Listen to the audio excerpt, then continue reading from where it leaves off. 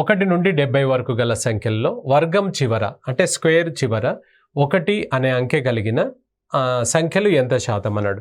చివరికి స్క్వేర్స్లలో చివరికి 1 ఉండాలి అని అన్నాడు. ఇప్పుడు 1 స్క్వేర్కు చూడండి 1 ఉంది, మరి 2 స్క్వేర్కు 4 ఉంది, ఉందా లేదు.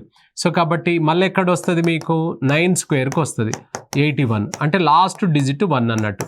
ఇక్కడ ఏమడిగాడు, మన చివర అంకె 1 ఉండాలన్నాడు. లాస్ట్ డిజిట్ 1 ఉందా లేదా, అంటే 1 నుంచి 10 వరకు ఎన్ని ఉన్నాయి, 2 ఉన్నాయి. నెక్స్ట్ 21 స్క్వేర్కు ఉంటుంది, నెక్స్ట్ 29 స్క్వేర్కు ఉంటుంది, లాస్ట్కు 1 ఉంటుంది అనమాట. ఇక్కడ కూడా 1.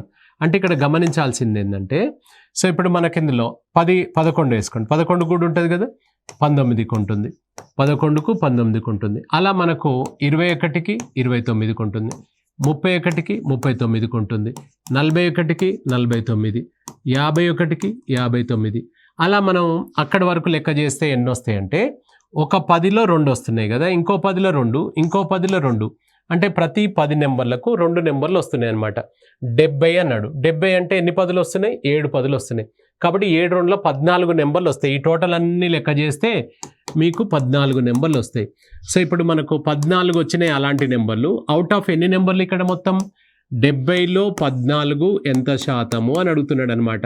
సో 14 ఇది 5 సార్లు 5, ఇది 20 సార్లు, అంటే 20% నీ ఆన్సర్ అవుతుంది.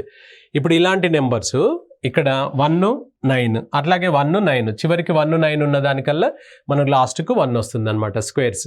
సో కాబట్టి ఎంత పర్సంటేజ్ అంటే 20% ద ఆన్సర్. సో 20% అనమాట. ఇక్కడ గమనించండి, ఆయన 70 అడిగిన 20, 90 అడిగిన 20 వస్తుంది. ఎందుకు అలా వస్తుంది అని అంటే, ఇక్కడ మనకి ఇందులో ప్రతి 10 నెంబర్లకు 2, అంటే 2 ఎన్ని నెంబర్లకు వస్తుంది, 10 నెంబర్లకు, ఇంటూ 100 అంటే 1/5 అనమాట. అంటే 20 వస్తుందా లేదా.